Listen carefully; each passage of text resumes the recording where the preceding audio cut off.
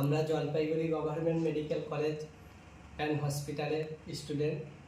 তো এই কলেজে আমরা গত বছর মোটামুটি আমাদের 588 থেকে 591 এর কাট অফের মধ্যে যারা পেয়েছিল তারা এই কলেজে পেয়েছে।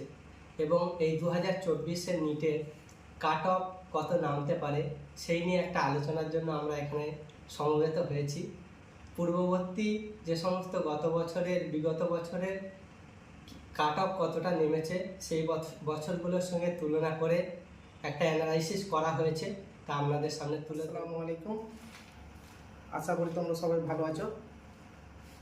গতকাল নিটের এক্সাম হলো, আশা করি সবার নিটের এক্সাম ভালোই হয়েছে। তো সবার কাট অফ নিয়ে একটা চিন্তা ভাবনা আছেই। গত বছর যেটা হয়েছে যে 10 কাট অফ বেড়ে গিয়েছে অলরেডি, আর দিন বাই দিন কম্পিটিশান বাড়তেই থাকছে। তো কাট অফ যেটা ডিপেন্ড করে, তো কিছু কিছু ফ্যাক্টর আছে যেগুলোর উপর কাট অফ ডিপেন্ড করে। তার মধ্যে যেটা মেন দুটো ফ্যাক্টর সে দুটো বলবো। তার মধ্যে নাম্বার 1 হচ্ছে যে number of student.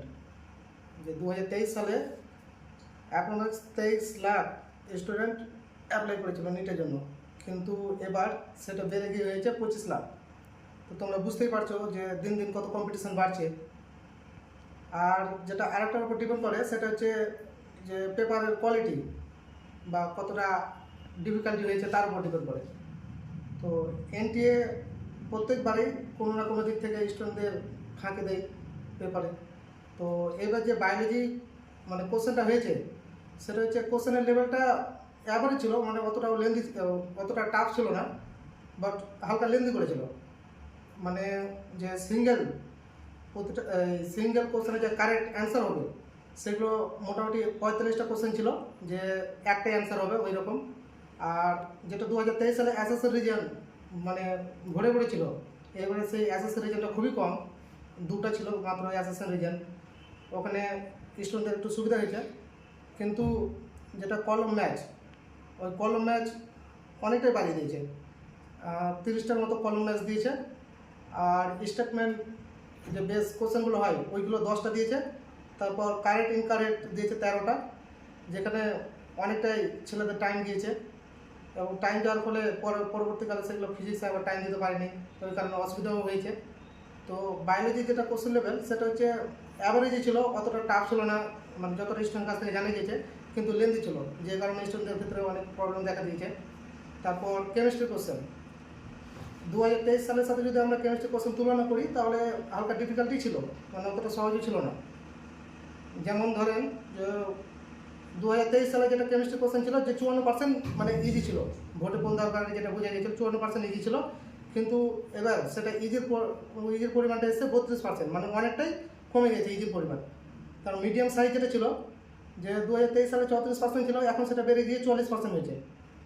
R difficulty যেটা যে 12% ডিফিকাল্টি ছিল 2023 সালে, কিন্তু এখন 2024 সালে সেটা হয়েছে 24%।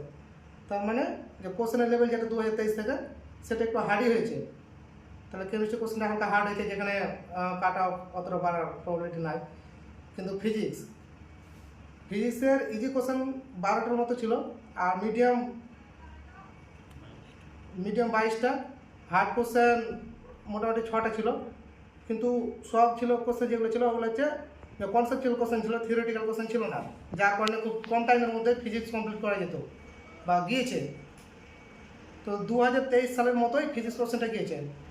তো এখানে যেটা কাট অফ মার্ক, সেটা কাট অফ মার্কের ক্ষেত্রে স্টুডেন্ট লেভেল অনেকটা বেড়ে গিয়েছে। তারপর দিন বাই দিন বুঝতেই পারছো যে কম্পিটিশন কতটা বাড়ছে, কারণ সব রিপিটার বাড়ছে, তাদের মধ্যে যোগ্যতা বাড়ছে নিট পাওয়ার। আর সেখান থেকে বায়োলজি কম টাইমের মধ্যে করেও নিয়েছে অনেকজন, যদিও লেন্দি। কেমিস্ট্রি হালকা টাফ হলেও সেই কেমিস্ট্রির যোগ্যতা থাকার কারণে অনেকটাই সব যতটা জানা গিয়েছে যে সব ঠিক টাইমের মধ্যে সব কমপ্লিট করতে পেরেছে। আর ফিজিক্সটা তো 2023 সালের মতোই ছিল বললাম। তো অ্যাভারেজ যেটা নিটের কাট অফ, সেইটা চারিদিক থেকে যেটা ধারণা করে পাওয়া গিয়েছে বা আমরা ধারণা করেছি যে 2023 সালে যত নিটের কাট অফ ছিল 2024-এ তার থেকে 10 মার্ক সব কিছুতেই নিটের কাট অফ কাছাকাছি বাড়বে। যেমন ধরেন যে জেনারেল নিট কাট অফ মানে ওয়েস্ট বেঙ্গলে 600 থেকে 610 এর মধ্যে কাট অফ হবে।